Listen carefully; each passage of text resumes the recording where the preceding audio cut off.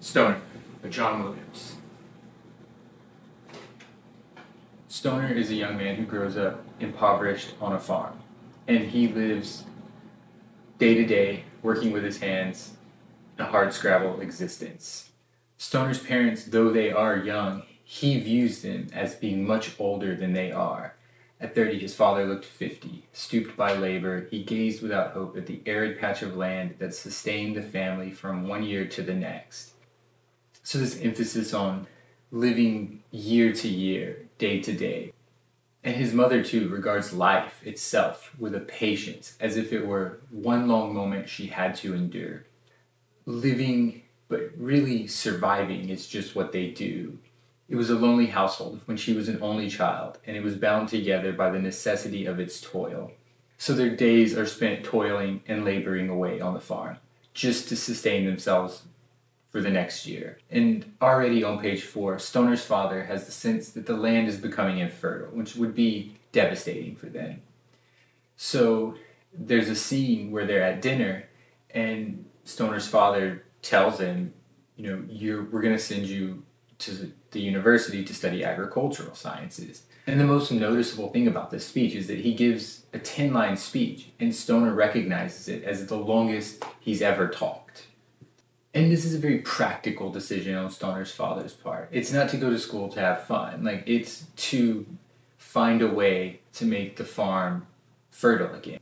After he goes along to the University of Missouri, where he's going to study agricultural sciences, he looks up at the buildings in awe. He had never before seen anything so imposing. And I think this does put in stark perspective the meager upbringing that he's had on the farm. So his routine once he gets to college is to work before school, go to school, work after school, and then work basically all the weekends. And this is just to pay for tuition. And even then it's not enough. His parents have to send him extra money just so he can't afford everything. He did his work at the university as he did his work on the farm, thoroughly, conscientiously, with neither pleasure nor distress. Right? It's just a thing he does. He's just this passive, implacable part of an indifferent earth. And I do want to draw attention to the neither pleasure nor distress. He's very neutral and impartial, almost like his enthusiasm, his emotions aren't factoring into what he's doing. Everything sort of changes when he takes a survey literature course with Archer Sloan. Archer Sloan is a bitter dude, and he believes that his students aren't applying themselves, and so he's basically always contemptuous of their work ethic and what they know as well. He came to the task of teaching with a seeming disdain and contempt, as if he perceived between his knowledge and what he could say a gulf so profound that he would make no effort to close it.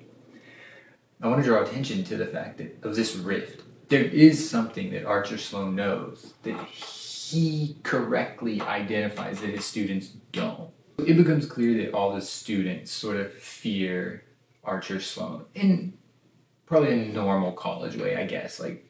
They don't want to fail his stupid basic course.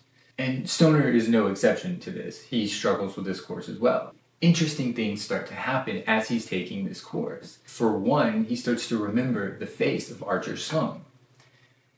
He had difficulty summing up the face of any other of his instructors. That's on page 11. And that's interesting because he doesn't really seem to care that much about this course at the moment. Whereas he did care about his chemistry course in a very neutral and partial way, but he didn't remember his chemistry professor. So in some way, through fear, maybe a little distress, he's becoming very cognizant of Sloan outside of class. He's sort of fixating on this figure.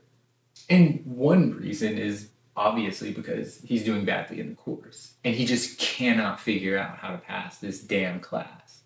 Though he remembered the authors and their works and their dates and influences, he nearly failed his first examination, and he did little better on the second. It's page 11.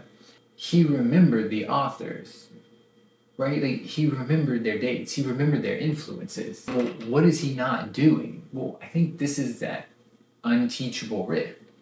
This thing that Archer Sloan is having trouble imparting to the students. And I think Stoner is just trying to do the very scientific approach, trying to remember everything, know all the dates, know all the influences. But once again, it's not enough. And there's another line on page 11. He found that he could not handle the survey as he did his other courses, the survey literature course, Sloane's course. As they're studying classics, they move into sonnets. And Stoner's in class, and we get this. And he pondered the words that Archer Sloane spoke in class, as if beneath their flat, dry meaning he might discover a clue that would lead him where he was intended to go. Because remember, he's remembered everything. He has no idea what he's supposed to be doing. He hunched forward over the desktop of a chair too small to hold him comfortably, grasping the edges of the desktop so tightly that his knuckles showed white against his brown, hard skin. He frowned intently and gnawed at his underlip. But as Stoner's and his classmates' attention grew more desperate, Archer Sloane's contempt grew more compelling, and once that contempt erupted into anger and was directed at William Stoner alone. He's this kind of bigger person. He's awkward. I think it's interesting that Stoner is gripping his desktop so tightly that his knuckles are turning white. This is that patience and endurance that we saw earlier that was reflected well in his parents. He's just resorting back to that hard scrabble, enduring fortitude, struggling to receive this message that Sloane is trying to convey. Archer Sloane is, trying to get the students to answer what a particular poem is about. And it's a poem by Shakespeare, Sonnet 73. He's walking around calling on people like, hey, what does this sonnet mean? Hey, what does this sonnet mean? And when he lands on Stoner, he's angry. He's like, hey, you pothead, what does this sonnet mean? Students were edgy and puzzled, half frightened at the tension growing between themselves and the slouching figure that regarded them from behind the lectern. But none of them can figure it out. None of them have no idea what he's trying to ask of them. And I don't even think Sloane is really even trying anymore to really make this evocative in any way. He's just mad at him all the time. So he calls on Stoner, and he said, it's a sonnet. Right, this is page 12. Stone said dryly, a poetical composition of 14 lines with a certain pattern I am sure you've memorized. It is written in the English language, which I believe you've been speaking for some years. Its author is William Shakespeare, a poet who is dead, but who nevertheless occupies a position of some importance in the minds of a few. So once again, this emphasis on rote memorization. He knows, Stoner knows what he's talking about, but he also is very aware that there's just something that Stoner just doesn't grasp. Referring to Archer Sloane. He looked at Stoner for a moment more, and then his eyes went blank as they fixed unseeingly beyond the class. Without looking at his book, he spoke the poem again, and his voice deepened and softened, as if the words and sounds and rhythms had for a moment become himself. And I think we start to see in this line right here what it is Archer Sloane gets that they don't get. Because Archer Sloane has memorized this poem as well. He's not even looking at his book. He's like zoned out in space. So he's letting this poem in. He understands it in a different way. It's had this very unique, personal effect on Sloane. It means something to him. So then what the hell is up with this Sonnet 73 by Shakespeare that is making Sloane so passionate of a dude and so angry at everybody else? It must be good. That time of year thou mayest in me behold, when yellow leaves or none or few do hang upon those boughs when shake against the cold, bare ruined choirs where late the sweet birds sang. So we see in the speaker here a time of year, leafless, frigid winter, where once on warmer days choirs of birds sang. In me thou seest the twilight of such day, as after sunset fadeth in the west, which by and by black night doth take away, death's second self that seals up all and rest. Not only is it winter, near the end of the year, but it's also the end of the day. Twilight has set in within the speaker. Death's second self is sleep, another reference to approaching death, just like nighttime and winter are references to death. This person speaking is old, and they are also fading, and they want us, and along with a Stoner, to acknowledge and see this twilight in them. In me thou seest the glowing of such fire, that on the ashes of his youth doth lie, as the deathbed whereon it must expire, consumed with that which it was nourished by. First, the small glowing flame is light in the dark, heat in the cold. It's staving off death temporarily. This is a flame of youth, but this flame will expire. Remember, it's twilight for this speaker, so this small flame burns atop the ashes of the speaker's youth. In other words, this flame has been burning since youth, and it was likely a much stronger flame then. But the kindling of youth now offers no more life spirit, so this small flame must soon expire. And there are a few different points in here. First, in youth, you are just far from death. But also in youth, one is so filled with passion that other joyous concerns overpower the thought of death. Right? Youth is the place where everything wonderful ever happened in life. Or in this case, this person's life. As youthful kindling is burned, there is only youthful wasted ash. And since this ash doesn't burn, fire is going to die. And so we are told that the ash consumes the fire. But think of the ashes more as memories, such as the ruined choir of birds. From this perspective, being consumed by ash is the equivalent of being consumed by memories of youth. And although the speaker can no longer partake in the vernal excess of youth, the speaker takes joy in knowing what was accomplished in youth. The speaker is therefore consumed by their memory of youth. The last remaining fire thrives not on doing what it once did, but reflecting on the memories of what it once did. This thou perceivest, which makes thy love more strong, to love that well which thou must leave before long. The speaker perceives that they must love stronger because everything must die. But that thing that must die is youth. So we must expend every possible ounce of love and joy that we have in our youth, because that is really all we have. Other than that, we simply have the memory of our youth. For Stoner, this is a poem about taking control of youth, his youth, and empowering the passion that blossoms from that youth. The poem speaks directly to Stoner, right? Stoner is young. He has not had anything passionate in his life. He's just going to sort of expire. And I think it's also interesting because the way it's set up, right, as Sloane, who I think we were told is like a slouching figure, he's probably much older, is almost like saying this directly to Stoner. Look at me, see yourself and me in this poem. And you can tell they have a little moment here. He looks directly at Stoner. Sloane does. Mr. Shakespeare speaks to you across 300 years, Mr. Stoner. Do you hear him? Something happens to Stoner. Some sort of cathartic or transformative experience happens right here. He develops this keen awareness of himself. That's on page 13. Stoner became aware that his fingers were unclenching their hard grip over his desktop. And it's, once again, contrast this with earlier when he was trying to receive the message, right? What was he doing? He was clenching his desk. But it also signified lack of understanding. So right now he's just solely unclenched his hands. And I think he understood not just the poem, but what Sloane is trying to say. He turned his hands about under his gaze, marveling at their brownness. Once again, just self-aware suddenly. At the intricate way the nails fit into the blunt finger ends, he thought he could feel the blood flowing invisibly through the tiny veins and arteries, throbbing delicately and precariously from his fingertips through his body. So it's almost like his consciousness just sort of elevated. He just came online as a higher being or something like that. Because he's very aware of things that he wasn't before. He was just basically this neutral, impartial rock, getting pushed around, getting told what to do. And now here, he has a very keen sense of his own humanity. Sloane was speaking again. What does he say to you, Mr. Stoner? What does his sonnet mean? So, and then Stoner kind of looks at him and he says, it means, and then he struggles. He says it one more time. It means, but he doesn't give an answer. Sloane looked at him curiously. Then he nodded abruptly and said, class is dismissed. Without looking at anyone, he turned and walked out of the room. So he didn't have to say anything, right? Sloane understood that he got it. And I think Sloane is just like, hell yeah.